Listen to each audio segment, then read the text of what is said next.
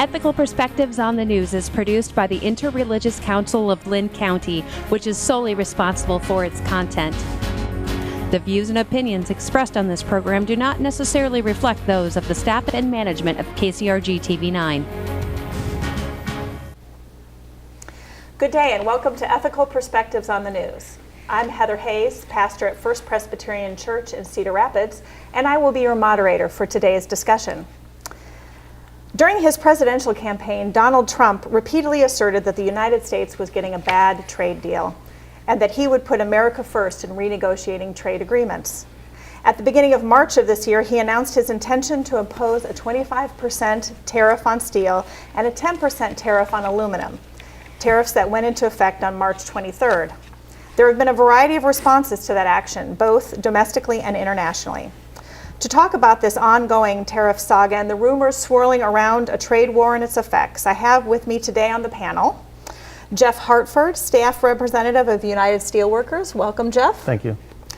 Matthew Patane, business reporter for the Gazette. Thank you. Good evening, Matthew. And David Swenson, associate scientist, the Department of Economics at Iowa State University. Welcome, David. Thank you. Thank you for being with us today. When we started putting together this assembling this panel discussion, it was just as the announcement of the steel and aluminum tariffs were being made. So let's go back and begin somewhat with the question, what do you think was the purpose of the tariff? What are the Trump administration's stated goals? Or maybe there's some other goals or things that they're trying to do with this? I mean, from the steelworker side of it, I mean, we're probably the biggest piece of this. We kicked off the 232 trade cases in both aluminum and steel, just basically citing that we had a lot of unfair trade going on. So we've seen both industries decimated, for lack of better terms, and really just tried to get the president's ear to say, hey, we have a problem here. And for us, it's pretty simple. It's a two-part. One is we just really want fair trade, and then the other piece of it is it's a sovereignty issue as well. A lot of people don't realize that, you know, if we were to ever escalate something into a big campaign again, we may not have the raw materials in this country and be able to up armor or do some things for our military and be prepared if something was to happen. Okay. Yes, I heard that there oftentimes it was a national an issue of national security was a phrase that was often used. And that's the piece of the 232 trade case actually talks about national security. That's a big piece of it. Yes. No, I think that's one thing that made this whole situation kind of significant was it was a little unusual to see the president use national security concerns to justify putting these tariffs on. And one thing that's been interesting about all this is it has moved very quickly. I mean, as you said, when you guys were just putting this together, the steel and aluminum tariffs were just being announced, and since then we've had the last month and a half just back and forth proposals of new tariffs and other tariffs being put in place, and are we going to see retaliation from China, maybe the EU? Just a couple days before this, the European Union and some of our other allies were worried that they were not going to be exempted from steel and aluminum tariffs because the administration had until Monday to say like you're exempted or not, and then they gave them another 30 days. So now we have that postponed as well, and we're still waiting for other tariffs from China that they've said that they might do to come into play if that happens, and they're kind of waiting on us. So it's just been this back and forth of who does what when and who's pushing the buttons, and then what happens after that, and what are the rolling effects? The process of this stands out, and it does stand out. We haven't had a unilateral action like this in a long time. Many years ago, we had an action during the second President Bush administration, and that had to do with, again, basically dumping steel in the United States. So these kinds of tariffs are basically rare, and they're rare because we've worked together over decades and decades to what was called the World Trade Organization. And the whole idea between WTO was to work out these disagreements and these difficulties one-on-one, multilaterally, through a series of negotiations and accepted frameworks over a period of time. And so the world had come to rely on that process of solving these trade disputes one way or another through working with the WTO. Even though we have most of our trade agreements worked out through those types of transactions, our trade people in the government work actively in those, we still though have penalties and tariffs, and we still have punitive actions that we may take against other countries, usually without any kind of finding. But but most of this stuff gets worked out. This didn't get worked out. And the rhetoric of this is somewhat puzzling, because the rhetoric of this is significantly directed towards China, yet China only accounts for 2% of our steel imports. And so we have an incredible amount of rhetoric, and we have the consequences of these actions, but they're directed at a country that is not a major exporter to the United States with regard to steel. Now, people will say, well, yes, but they're a major violator, and that's it. Well, they're a major violator, but they're not a major source of the steel. So you have this broad policy intended to specifically target some bad actors, but the bad actors are so far a very small percentage of that imported steel. Right now, as it stands, we've moved through this process, and we haven't talked about this, but we will, about the escalation of this, the back and forth, the tit for tat. But as it stands right now, the only countries that haven't been exempted from these tariffs are Russia, which we import 4 times as much steel than we do from China, Japan, and then China. And so we've really right now just targeted 3 countries actively, with another list of countries that very well may or may not be targeted after some period of time. Right now, it's another 30 days. They're looking at June 1st as being the next period that we get to. And there is a lot of the focus has been on the steel and aluminum tariffs, and President Trump has said that part of the reason he's taking this action is he does want to help out those industries, and there are national security concerns from where he stands. If we're not able to make our own steel and make our own aluminum, what happens if we really need that, and if we're attacked or need to go to war more intensely than perhaps we are now. But while we have discussion over these tariffs, there's been discussion on tariffs on Chinese technology, and then they've come back to us and said, well, maybe we'll put tariffs on soybeans. This all started actually back in January when the Trump administration put tariffs on solar panels and washing machines of 20% each, I think. And so then there has been more than the steel and aluminum tariffs, and that's also hanging over all of this as well. And then the countries that we've targeted have put out these lists of proposed tariffs that are pages and pages long and have hundreds of items on them, because apparently every single product needs to be listed for whether it should have a tariff on it or not. So, Jeff, could you share a little bit of the reaction from within the industry? Is this seen as a real positive? In the steel sector, I mean, I know they're looking at about 1,625 jobs that are already announced to come back. U.S. Steel made an announcement. Republic Steel's made an announcement. So we have some places that are looking to start back up. Now, I don't know what this 30-day delay.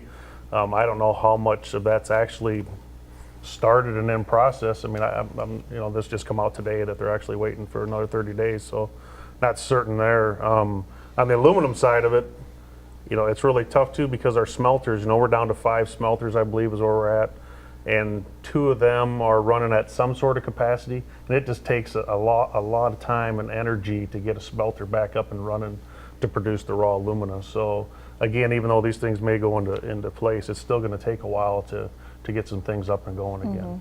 To really ramp up and get going, yeah. Because I mean, you're talking about facilities that are shuttered basically. So to go back in there and start up a blast furnace, it's not like turning on your furnace at home. It takes a lot of energy and work to get that done, and to do it safely. Yes. Right. Okay. Are there any worries or concerns from within the industry? Or is it just the uncertainty of, 30 days out, what does that mean? Yeah, I don't know for sure. If there's any worries, I think everybody's just kind of waiting to waiting to see what we can do and what the actual impact of the tariff's going to be. You know, I'm sure China and Korea and Russia, they're still bringing them over full steam ahead because it's not actually in place yet. So again, we'll just have to take a wait and see kind of attitude and see where we get to. Okay. So you started mentioning, Matthew, what some of the reactions have been on kind of the international level. Do you want to speak a little bit more about that, or David, do you want to? Go ahead, you start. Sure. Yeah. And again, it's been as someone who's covered this, it's been really hard to figure out, you know, what will the impact be. I think both on like the steel and aluminum industry in the country, and then also on the other side, the consumers of those products. And so for us, it would be ag equipment manufacturers, we have aircraft parts manufacturers, nationally car manufacturers. So basically any, you know, craft beer was kind of got up in arms about the aluminum tariffs because they use it for their beer cans, and no one wants to see their beer get priced even more expensively.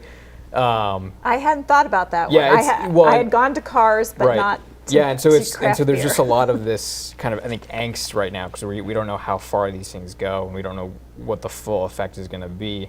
But as a part of that, some of the response from other countries has been, well, if you are going to do this, we're going to retaliate back. A couple countries said we're not going to negotiate after being threatened.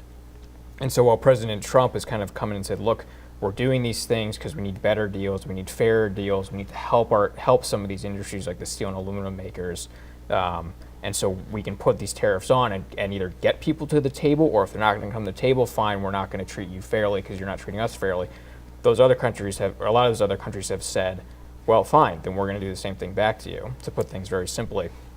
But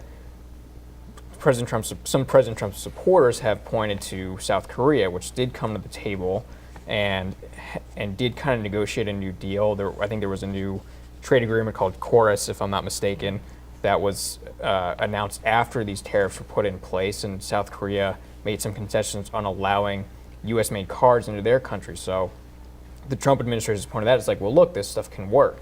But again, I just think it's just too early to figure out what. Everybody who's been threatened by this, because we said China, but it's Brazil, it's Canada, it's Mexico. Canada, Mexico, Brazil are primary sources of imported steel. They've all been exempted, but it's also the European Union and other countries. Everybody has responded harshly by saying, you know, don't treat us like this, and they have then offered up their lists of what they'll retaliate with, or as Matthew said, they don't like being pushed around. They don't feel like this is the way that we do these trade agreements, because we've had this heritage now of several decades of not doing it this way. One of the things to point out, though, with regard to the Chinese, is that very quickly, when confronted, they itemized a list of well over 100 items. Most of them were specialty fruits and nuts and different things, most of which is grown in California. But then they identified two things: pork, which Iowa is #1 in the nation in, and ethanol were two categories. And so they knew exactly what they were saying. They know who their ambassador is, which is former Governor Branstad, and they do know where a big piece of President Trump's support is, and it's in the Midwest. When we had the next round of escalation on the part of the United States, listing they had the issues with regard to intellectual property rights and another range of appliances and other types of things that were going to be put in the list. Again, China responded with the soybean threat. And so they are sending a very, very clear message to two entities. Again, former Governor and Ambassador Branstad, but also to the Midwest of the United States, that they're going to play hardball on this. So, in terms of a state being potentially hit disproportionately, Iowa seems to be right in the middle of this mess. When it started out with just one commodity, well, earlier on too, but with the solar panels and flat screen TVs, it started really out with just this one commodity, but quickly spread out into so many things like glass cracking, and that's really what happens with a trade war. That's the kind of consequence you get with a trade war. And it has been, if you look at the lists of, again, proposed tariffs, because some of them are already in place and some of them aren't, because everyone's kind of waiting to see who strikes first, I guess, to sign these into law or make them official. If you look at the list, a lot of people have pointed out that the products are largely made in states or counties or precincts that voted for President Trump. So there's this So kind of somebody's doing their homework. it's kind of this idea, and it's perhaps not too difficult because a lot of I think red states voted for President Trump. Iowa was one of them. And so it's easy to say, well, we know which states voted for Trump. We know what they make there, so let's say we're going to target there. So Harley Davidson's, pork, ethanol, Kentucky bourbon. Going after Mitch McConnell there. It is an easy list to say, well, if you're going to hit us, we'll hit your supporters back. And I guess the hope being that if they feel the pressure, they'll call on you to pull back on this. And we've seen a little bit of that in Iowa, where our congressional delegation, our governor, Kim Reynolds, and some others in the state have said that they've talked to President Trump and they've asked him to be cautious of his actions, because they know that Iowa's farmers and farmers in general are already facing a tough year. I think net farm income is about 50% of what it was 5 years ago. And so they're already facing pressure. So any more harm to them could really hurt the state and hurt those farmers. At the same time, though, when I've asked them to comment on this, they've said, look, we want the president to be cautious. We also recognize that China has had some unfair trade practices, and they probably need to be taken to task for that. Whether this is the right move or not, I'm not sure. We know that yet. I want to back up just a minute to something that you mentioned, David. You talked a little bit about the fact that Canada and Mexico and Brazil are some of the top importers of steel. Exporters.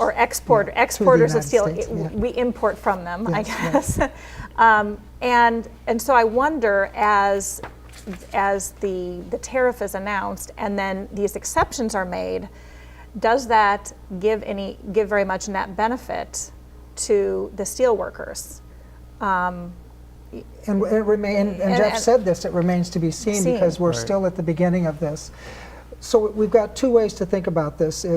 One is if we just move forward with what it appears that they're going to go after China, Japan, and Russia primarily. If that's going to be the case, then the amount of steel not imported is not that much. It's really symbolic more so than substantive, and then it doesn't have the effect with regard to job creation that is being anticipated by the primary metals people in the United States. The other part of this, though, is we have all of these people that have been currently been given exemptions, whether it's the EU or several other countries. They have been given exemptions with the either implicit or explicit understanding that A, they come to the table and that they're willing to negotiate either this or something else like Korea did. So it's now being used as either a negotiating tool or a cudgel, one of those two, and a cudgel is a tool as well. But it's being used to exact some sort of bilateral concessions across some other category. So that's where we are right now. As it stands right now, there's really not much going on with regard to a change in the flow of imported steel. That hasn't happened. But there has been an effect on metals prices. They've gone up over this period of time in anticipation of this trade action. And that in and of itself, even though there's been no change in demand and no change in Just supply, we've had an impact. And so metal users right now, which is the other category, in Iowa and across the United States are having to endure higher prices. If they're enduring higher prices, the consumers of those commodities or those goods are having to pay higher prices. So the costs of this, even though nothing has really happened, is already being passed on to consumers. Yeah, and I guess, and you never got to it, but I thought we were going to talk about, the rumor of the $200 increase to the car. I think that was kind of out there right away that a car was going to cost $200 more, but really that was the cost structure. That wasn't the pure, they had to raise the price of the car. That was just what it was to manufacture it. So for us, I mean, the way I feel as a citizen though too is if I have to buy a new car and it costs me $200 more and I keep a good middle class group of people working in a facility isn't that good as well, because I think as stewards of our country, that's what we need to do. We can't always just go for the cheapest product out there. I mean, we have to support some of our own workers. And then I'm going to be the economist, and then the economist will plug in and say, no matter what, when you have these kinds of tariffs, they end up costing or slowing our economy. We may achieve some goals, but economic efficiency and economic gains broadly have to suffer as a consequence of this, both in the countries that the tariffs are applied to, as well as the countries who impose the tariffs.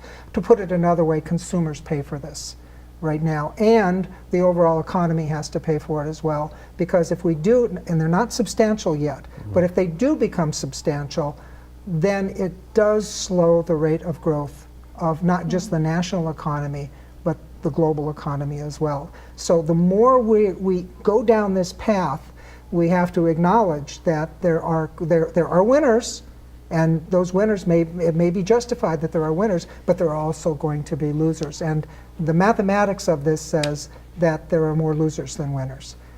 Politically, though, it might be more important, and or practically, or for national defense purposes, or for other kinds of reasons that we have to protect these industries, then we have to be willing to pay that price. You also have to ask people, are you willing to pay that price? And that gets voted on at election time, not necessarily any other time. Yeah, and I'll take a little bit of the middle ground, because that has been one of the discussions here is kind of what, I don't want to say what industry is worth more, because I don't think no one has said steel workers are worth more than farmers or vice versa. I don't think anyone has said that, but there are economic models and economic estimates about, well, yes, we can help a few thousand steel workers in the country maybe regain their jobs, but how many thousands of farmers or people that make ag equipment will we be hurting if those companies then need to lay off folks because they're seeing higher costs? And again, I don't know what those numbers are. A lot of this has been put in place, so I don't know that any company has said, hey, we're going to lay off X amount of people if this goes into place. I don't think we've gotten that far, but that is kind of one of the tensions here. But yeah, it's hard. I mean, how do you put a price on any worker to do that? And that's just kind of where we're stuck right now. And I think there's an issue here that we haven't touched on, and it's connected, which is NAFTA renegotiations, which are ongoing on top of all of this And talk. then I also heard that maybe there was a re-looking at the Trans-Pacific. Well, and so President Trump, I think, has said since he's been in office and before that he prefers bilateral agreements. So he wants us just as one other country. And so he briefly said that he might look at the Trans-Pacific Partnership, and then I think like a day later said, never mind. See, I guess I'm just not catching. Well, and that's part of what makes reporting and talking about this so difficult is that every day or every week things seem to shift and change, and one day someone is ahead of someone else, and then another industry is behind. And it just makes it really difficult to figure out where things are going to land. But with TPP or NAFTA or any bilateral agreement, I think what a lot of people have said, maybe outside of the president's administration, I know in Iowa when I talked to some farmers and some agricultural industry groups here, specifically on NAFTA, they said, yes, we agree NAFTA should be looked at. It's a 23-year-old agreement, I believe. So yeah, anything that's that old needs to be renegotiated and relooked at. It's been a big benefit for agriculture. It might have hurt some other industries like manufacturing. So let's look at the deal.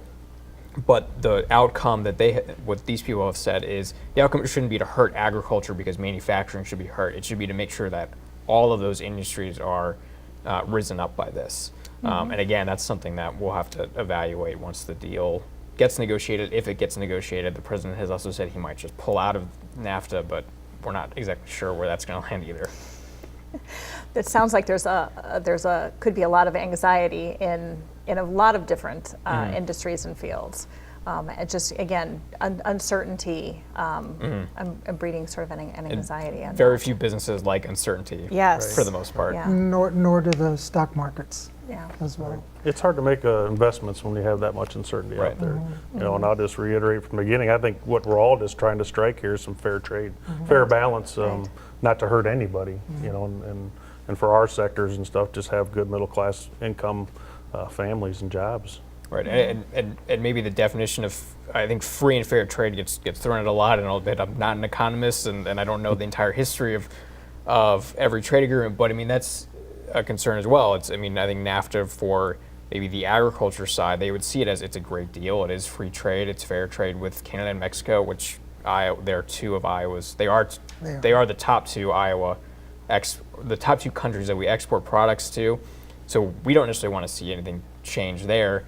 But at the same time, others point out, well, China has already not physically attacked us, but they have, through their unfair trade practices or theft of intellectual property, taken advantage of maybe our lax regulations or us being open to working with other countries. 5 or 6 years ago, there was a case of a Chinese person from China coming over and stealing corn seeds, genetically modified corn seeds from Iowa farmland, and that case went on for years. So people can point to that and say, well, look, we're not being treated fairly, so we need to do something. And that kind of just goes back to how we started all of this.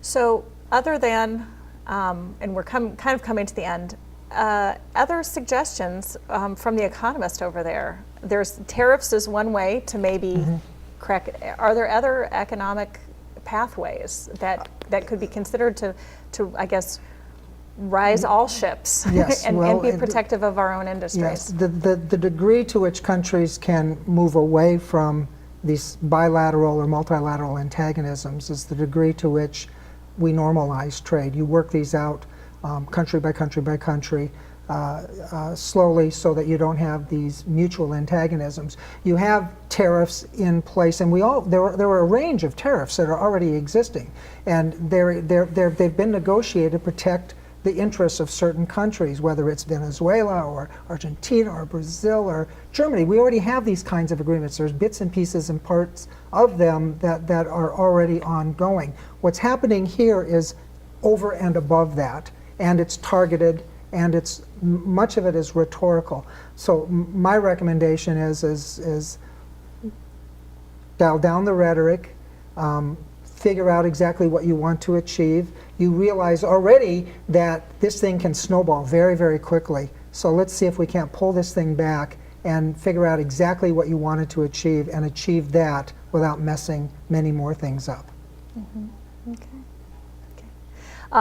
Any last comments before we finish off this morning's program? I'm good. I think we just have, the last thing I'll say is what I've already said repeatedly, which is we just kind of have to wait and see. We're still in the early part of this. We really don't know either how good it might be or how bad it might be. Yeah, so maybe we'll have you back here in 6 months, and we can and talk about where we're at at that point in time, Sure. Right? Find out if those foundries opened up or those furnaces opened. Exactly. Yeah. Exactly. Well, thank you again to my panelists for joining us in this discussion and helping begin to unravel some of the complexity of the situation. It will be a conversation that continues, I'm sure, for months, if not into years, as the effects of this take place. And thank you, viewers, for joining us on Ethical Perspectives on the News. See you next time, and take care.